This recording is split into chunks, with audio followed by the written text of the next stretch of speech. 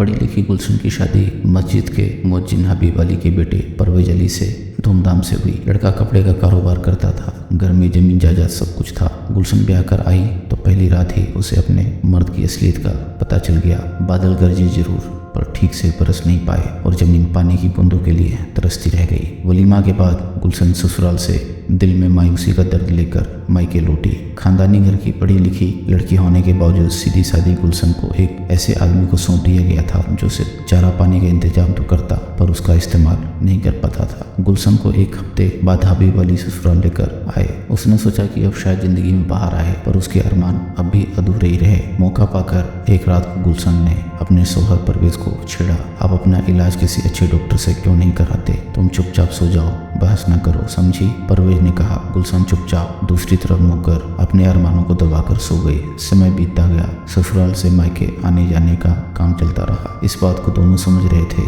पर कहते किसी से कुछ नहीं थे। दोनों परिवार उन्हें देखकर बहुत खुश होते। उनके बीच आज तक तू मैं नहीं हुई थी। इसी बीच एक ऐसी घटना घटी जिसने गुलशन की जिंदगी बदल दी। मस्जिद में एक मौलाना आकर रुके। उनकी बातचीत से मुअज्जिन हबीब अली को ऐसा नशा छाया कि वे उनके मुरीद हो गए। झाड़ फूंक व गंदे ताबीज देकर मौलाना ने तमाम लोगों का मन जीत लिया था। वे हबीब अली के घर के एक कमरे में रहने लगे। बेटी, तुम्हारी शादी के 2 साल हो गए पर मुझे दादा बनने का सुख नहीं मिला। कहो तो मौलाना से ताबीज डलवा दूं ताकि इस घर को एक औलाद मिल जाए। हबीब अली ने अपनी बहू गुलशन से कहा। गुलशन समझदार थी, वह ससुर से उनके बेटे की कमी बताने में हिचक रही थी। चूंकि घर में ससुर बेटे बहू के सिवा कोई नहीं रहता था, इसलिए वह बोली, बाद में देखेंगे अब्बू, अभी मेरी तबीयत ठीक नहीं है। हबीब अली ने कुछ नहीं कहा। मुअज्जिन हबीब अली के घर में रहते मौलाना को 2 महीने बीत गए पर उन्होंने गुलशन को देखा तक नहीं था। उनके लिए सुबह शाम का खाना खुद हबीब अली लाते थे। दिन भर मौलाना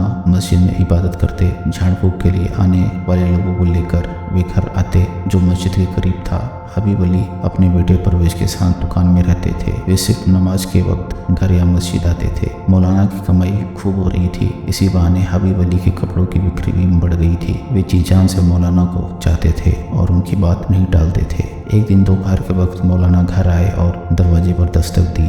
जी कौन? गुलशन ने अंदर से ही पूछा। मैं मौलाना, पानी चाहिए? जी अभी लाई। गुलशन पानी लेकर जैसे ही दरवाजा खोलकर बाहर निकली, गुलशन के जमा हुस्न को देखकर मौलाना के होश उड़ गए। लाजवाब हुस्न, हिरनी सी आंखें, सफेद संगमरमर सा जिस्म। मौलाना गुलशन को एकटक देखते रहे। वे पानी लेना भूल गए। जी पानी, गुलशन ने कहा। लाइए, मौलाना ने मुस्कुराते हुए कहा। पानी लेकर मौलाना अपने कमरे में लौट आए पर दिल गुलशन के कदमों में देकर। इधर गुलशन के दिल में पहली बार किसी पराये मर्द ने दस्तक दी थी। मौलाना अब कोई न कोई बहाना बनाकर गुलशन को आवाज़ देकर बुलाने लगे। इधर गुलशन भी राह ताकती कि कब मौलाना उसे आवाज़ दें। एक दिन पानी देने के बहाने गुलशन का हाथ मौलाना के हाथ से टकरा गया। उसके बाद जिसमें सनसनी सी फैल गई। मोहब्बत ने जोर पकड़ना शुरू कर दिया। ऊपरी मन से मौलाना ने कहा, सुनो मियाँ हबीब, मैं कब तक तुम्हारा खाना मुफ्त में खाऊंगा? कल से मेरी जिम्मेदारी सब्जी लाने की। आखिर जैसा वह तुम्हारा बेटा है वैसा मेरा भी तो बेटा हुआ। उसकी बहू मेरी बहू। सोचकर कल तक बताओ, नहीं तो मैं दूसरी जगह जाकर रहूंगा। मुअज्जिन हबीब अली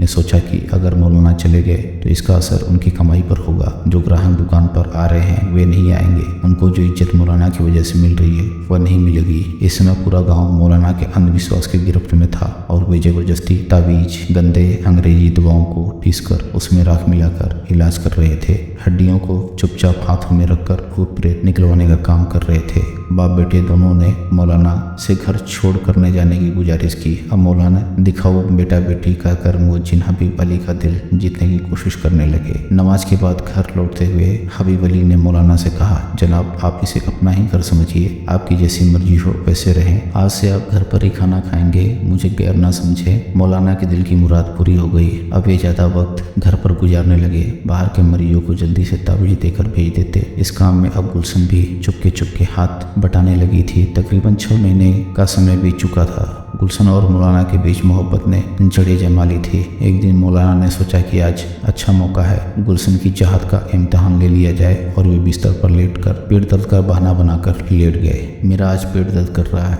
बहुत तकलीफ हो रही है, तुम जरा सा गर्म पानी से सेंक दो। गुलशन के सामने कहराते हुए मौलाना ने कहा, जी कहकर वह पानी गर्म करने चली गई। थोड़ी देर बाद वह नजदीक बैठकर मौलाना का पेट सेकने लगी। मौलाना कभी कभी उसका हाथ पकड़कर अपने पेट पर घुमाने लगे। थोड़ा सा झिझक कर गुलशन मौलाना के पेट पर हाथ फिराने लगी। तभी मौलाना ने जोश में गुलशन का चुम्बन लेकर अपने पास लिटा लिया। मौलाना के हाथ अब उसके नाजुक जिस्म के उस हिस्से को फैला रहे थे जहाँ पर इंसान अपना सब कुछ भूल जाता है। आज बरसों बाद गुलशन को जवानी का वह मजा मिल रहा था जिसके सपने उसने संजो के रखे थे। सांसों के तूफान से दो जिस्म भड़की आग को शांत करने में लगे थे। जब तूफान शांत हुआ तो गुलशन उठकर अपने कमरे में पहुंच गई। अब्बू, मुझे यकीन है कि मौलाना के ताबीज़ से जरूर कामयाबी मिलेगी। गुलशन ने अपने ससुर हबीब से कहा। हाँ बेटी, मुझे भी यकीन है। अब हबीब अली काफ़ी मालदार हो गए थे, दिन काफ़ी हंसी खुशी से गुजर रहे थे। तभी वक्त ने ऐसी करवट बदली कि मोहजिन हबीब अली की जिंदगी में अंधेरा छा गया। एक दिन हबीब अली अचानक किसी जरूरी काम से घर आए। दरवाजे पर दस्तक देने के काफी देर बाद गुलशन ने आकर दरवाजा खोला और पीछे हट गई। उसका चेहरा घबराहट से लाल हो गया था, बदन में कंपकपी आ गई थी। हबीब अली ने अंदर जाकर देखा तो गुलशन के बिस्तर पर मौलाना सोने का बहाना बनाकर चुपचाप मुंह ढककर लेटे थे। यह देखकर हबीब अली के हाथ पैर फूल गए और वे चुपचाप दुकान लौट आए। अब क्या होगा, मुझे डर लग रहा है, कहते हुए गुलशन मौलाना के सीने से लिपट गई। कुछ नहीं होगा, हम आज ही रात में घर छोड़कर नई दुनिया बसाने निकल जाएंगे। मैं शहर से गाड़ी का इंतजाम करके आता हूँ, तुम तैयार होना, मैं तैयार हूँ, जैसा आप मुनासिब समझे। मौलाना चुपचाप शहर चले गए। मौलाना को न पाकर हबीब अली ने समझा कि उनके डर की वजह से वह भाग गया है। सुबह हबीब अली के बेटे परवेश ने बताया, अब्बू गुलशन भी घर पर नहीं है। मैंने तमाम जगह खोज लिया पर कहीं उसका पता नहीं है। वो बक्सा भी नहीं है जिसमें गहने रखे थे। हबीब अली घबरा कर अपनी जिंदगी कमाई और बहू गुलशन को खोजने में लग गए, पर गुलशन उनकी पहुंच से काफी दूर जा चुकी थी, मौलाना के साथ अपना घर बसाने। दोस्तों, आपको कहानी पसंद आ रही हो तो वीडियो को लाइक करें और चैनल को सब्सक्राइब करें। हम ऐसी मजेदार कहानियाँ आपके लिए लाते रहेंगे।